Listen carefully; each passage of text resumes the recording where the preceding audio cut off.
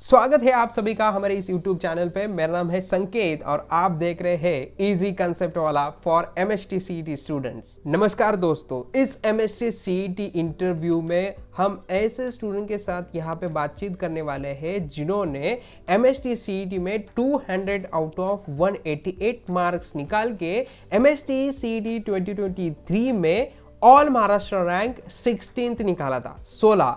और उनके जो सीईटी के परसेंटाइल थे वो थे 99.992491। तो ऐसे स्टूडेंट के साथ हम इस वीडियो में बातचीत करने वाले हैं जिनका नाम है स्वयं शाह। स्वयं अभी VJTI मुंबई कॉलेज में फर्स्ट ईयर इंजीनियरिंग में कंप्यूटर साइंस इंजीनियरिंग की अपनी पढ़ाई कंप्लीट कर रहे हैं। इस वीडियो में हमने बातचीत की है last day study, HSC board examination, process focus mind, importance of routine, test series and its analysis और बहुत सारा मोटिवेशन और ऐसे कई सारी चीजें कि जो आपको आपके MST CET प्रिपरेशन में हेल्प करेंगी। तो मैं अभी ये भी सोच रहा हूँ कि इंस्टाग्राम पे लाइव आके जो टॉपर स्टूडेंट्स हमारे साथ जुड़े हुए हैं उनको भी वहां पे लेके आपको भी लेके कुछ बातचीत करूँ। थोड़े थोड़े दिनों के बाद वो भी हम करने वाले हैं, तो इंस्टाग्राम पे भी फॉलो आप कर सकते हो। ठीक है, तो चलते हैं अभी स्वयं के पास। तो स्वयं आपका स्वागत है हमारे यूट्यूब चैनल पे।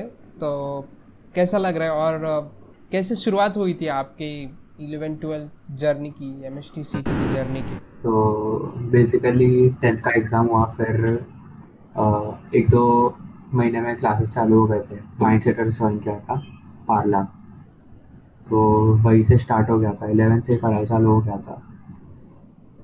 और बेसिकली MHCET करना है, प्रॉपरली क्रैक करना है, तो ऐसा नहीं है कि 10 दिन पहले पढ़ लिया, 1 महीने पहले पढ़ लिया। प्रॉपर 2 इयर्स पढ़ना पड़ता है, धीरे धीरे रोज़ का काम रोज़ करना पड़ता है, और सिंसियर सीरियसनेस तो होना ही पड़ता है। ओके, मतलब स्टार्ट तो वहीं से हुआ था। हाँ, स्टार्ट से ही। अच्छा, क्यों MST CET क्यों? MST CET बिकॉज जेई और वो सब एग्ज़ाम्स में कंपटीशन बहुत है, और अगर स्टूडेंट्स पहले से क्लियर है कि उनको स्टेट के बाहर नहीं जाना है, हॉस्टल में नहीं रहना है, या फिर आउट ऑफ मुंबई नहीं जाना है, तो फिर क्यों उस पर फोकस करना है। CET बेटर है ना, क्योंकि स्टेट कॉलेजेस में उससे एंट्री मिलने वाला है, उससे एडमिशन मिलने वाला है। तो अभी ना स्वयं बोर्ड्स की एग्ज़ाम्स भी चल रही है और हम्म। उसी वक्त हमें इंटरव्यू शूट कर रहे हैं। तो बोर्ड्स के तरफ कैसा ध्यान दिया था आपने?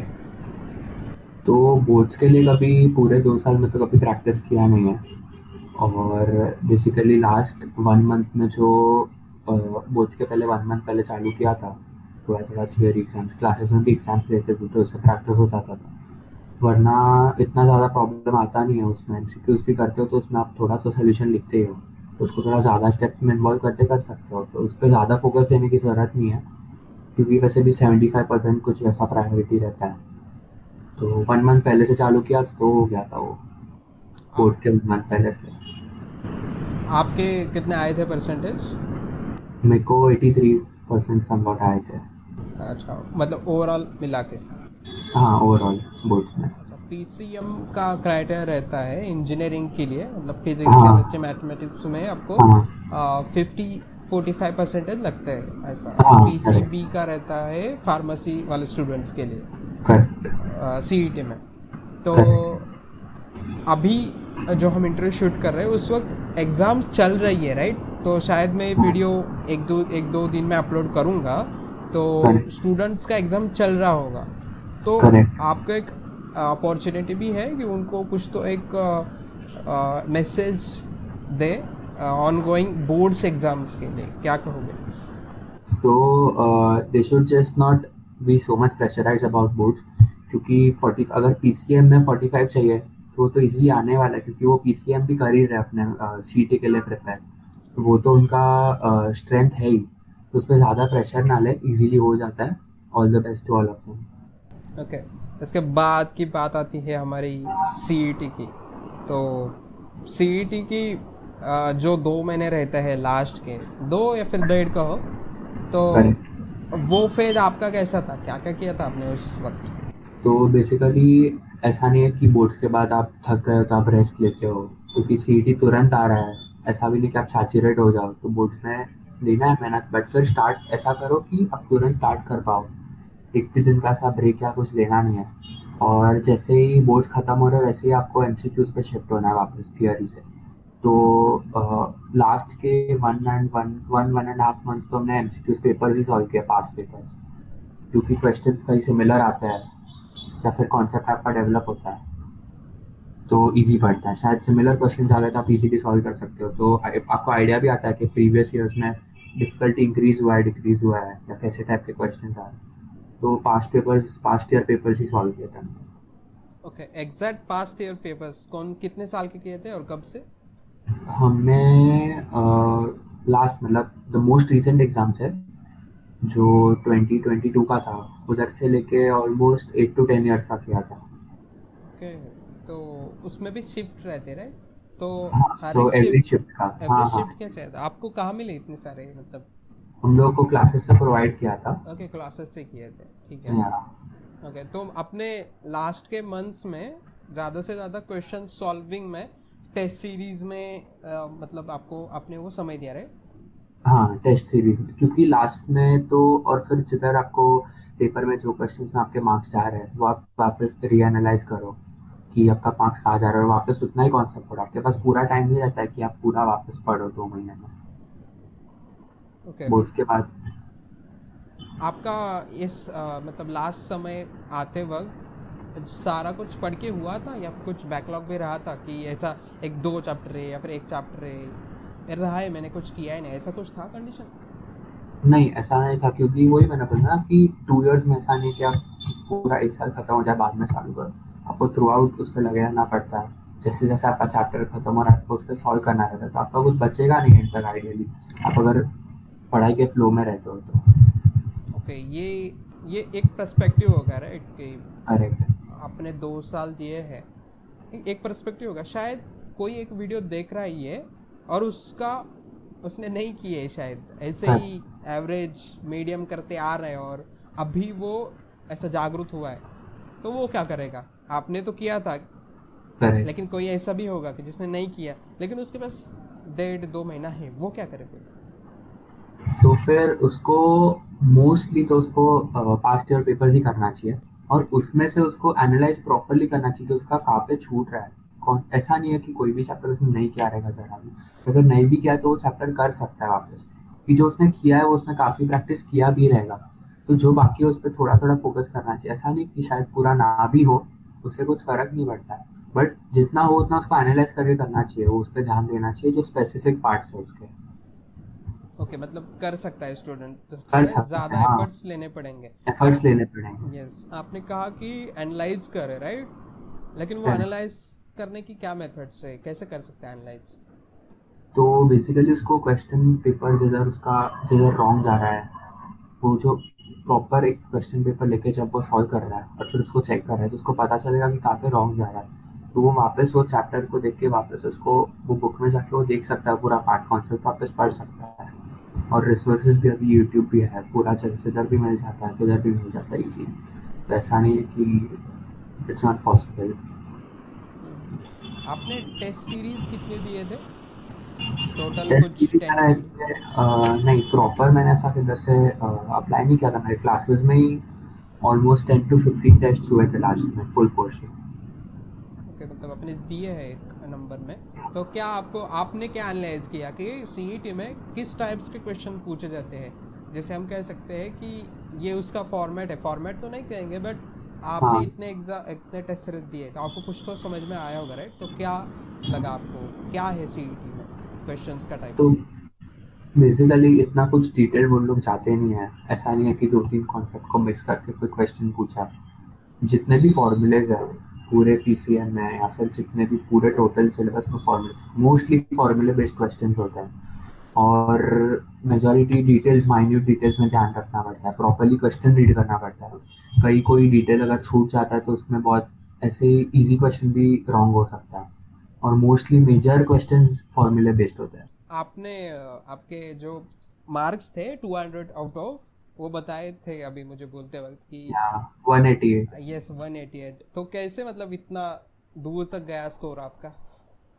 तो बेसिकली मेरा मेरा क्लासेस में भी पूरे 2 years में भी 183 के ऊपर कभी गया नहीं था।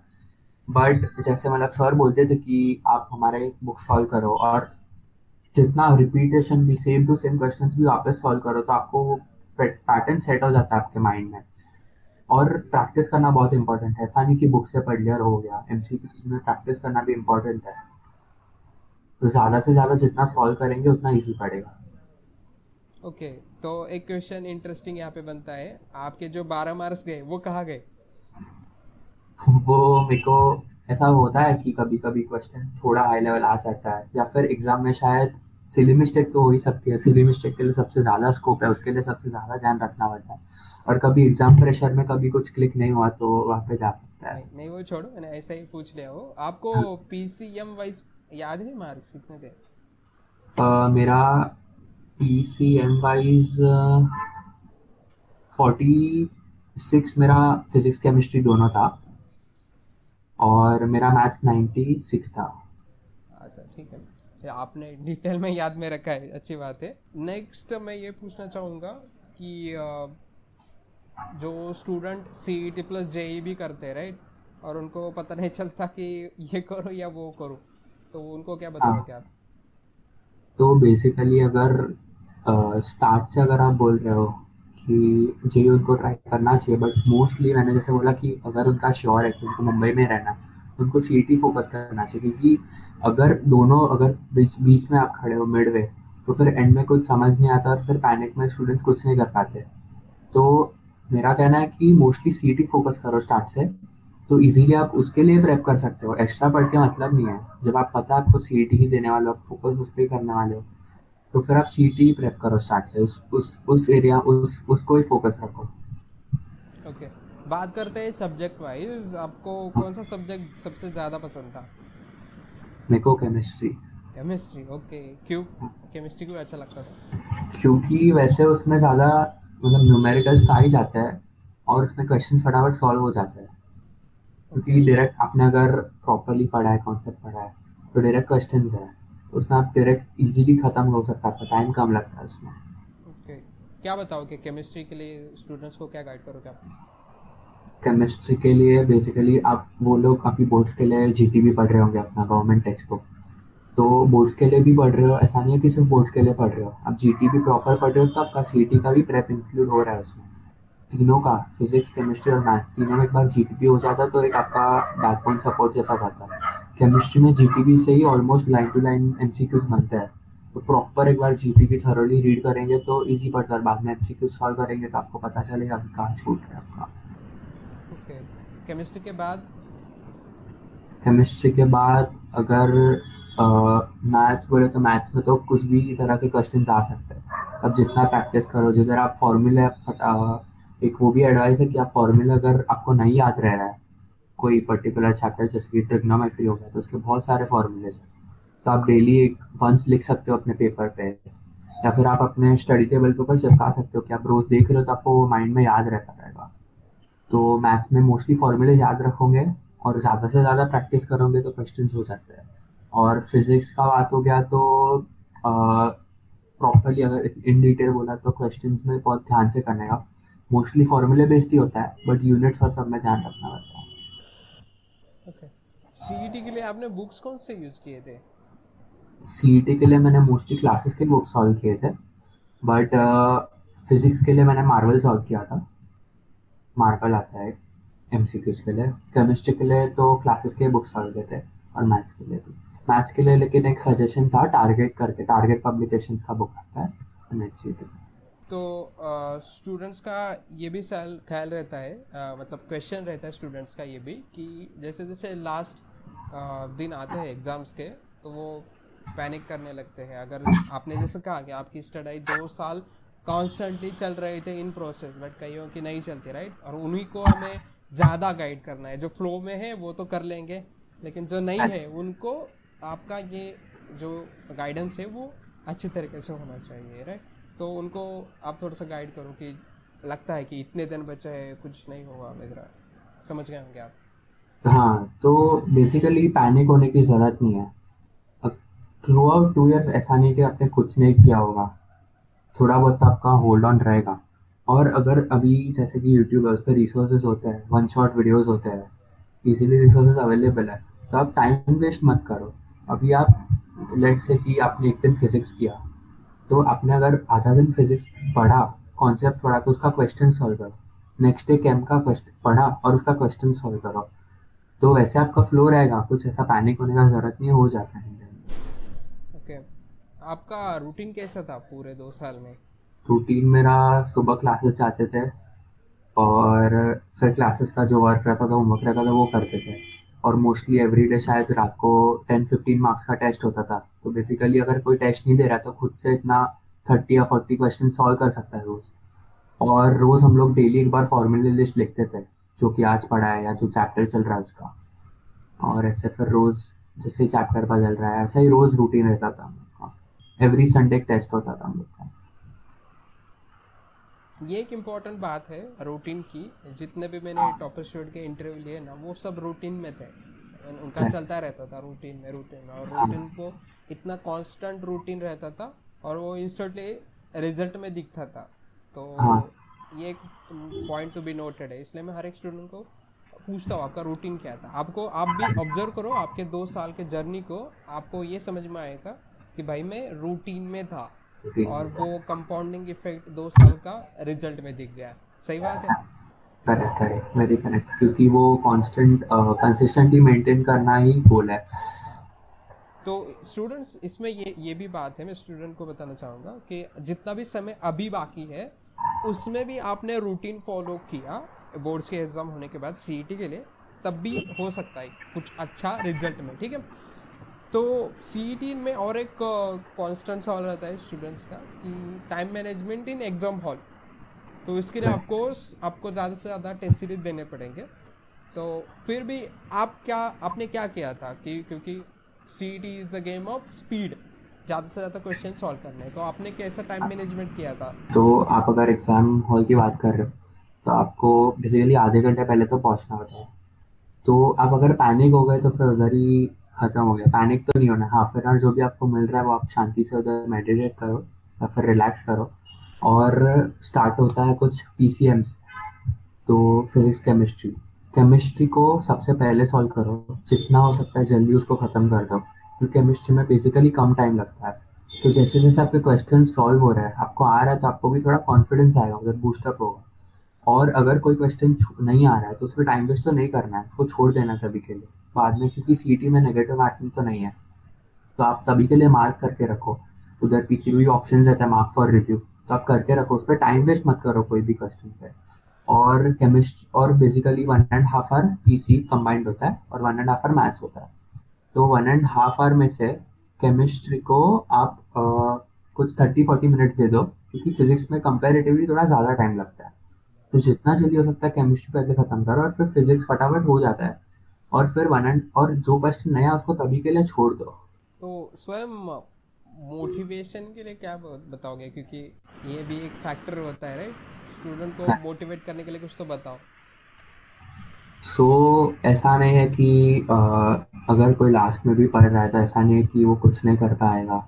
बेसिकली लास्ट में भी कर सकेगी। लास्ट का जो, अगर कोई 2 साल भी पढ़ रहा है, उसके बाद लास्ट के 2 महीना उसने प्रैक्टिस नहीं किया, तो उसका वॉश आउट होने वाला है। लास्ट का 2 महीना किसके लिए होता है? कॉन्फिडेंस के लिए होता है।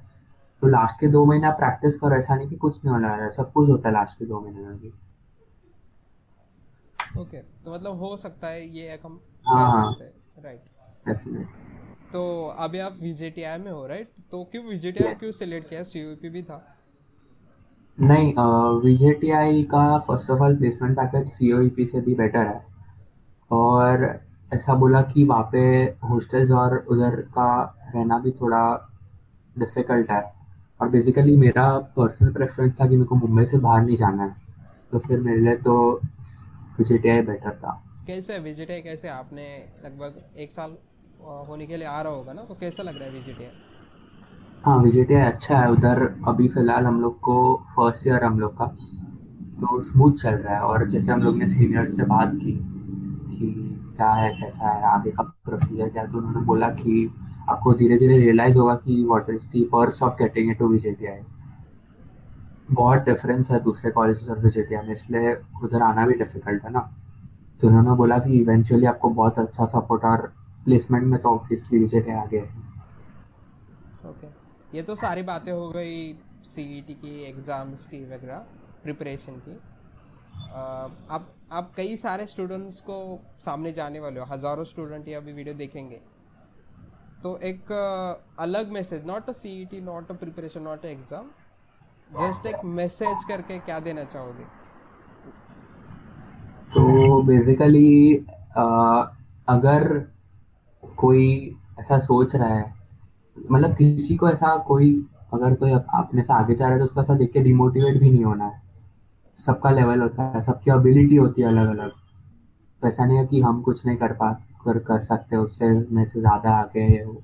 खुद का देखे, खुद का गोल सेट करके, और अगर खुद की फील्ड होती है, खुद का एक लिमिट होता है, खुद का एबिलिटी होता है, तो उस हिसाब से वर्क करके भी खुद का सक्सेस हो ही सकता है। ऐसा नहीं है कि किसी के अकॉर्डिंग हमारा सक्सेस ये डिलीवर होता है। ओके, ग्रेट यार। सो थैंक यू स्वयं, आपने स्टूडेंट्स को गाइड किया, और हम कई दिनों से कांटेक्ट में थे लेकिन टाइम नहीं मिल रहा था, मैनेज नहीं हो रहा था, लेकिन आज वो दिन आ गए, हम रिकॉर्ड कर रहे हैं। जल्द से जल्द ये वीडियो मैं रिकॉर्ड करके स्टूडेंट के पास पहुंचा दूंगा। आपका बहुत बहुत शुक्रिया स्टूडेंट्स को गाइड करने के लिए, हमारे चैनल पे आने के लिए। All the best to everyone. So thank you very much students. Thank you sir.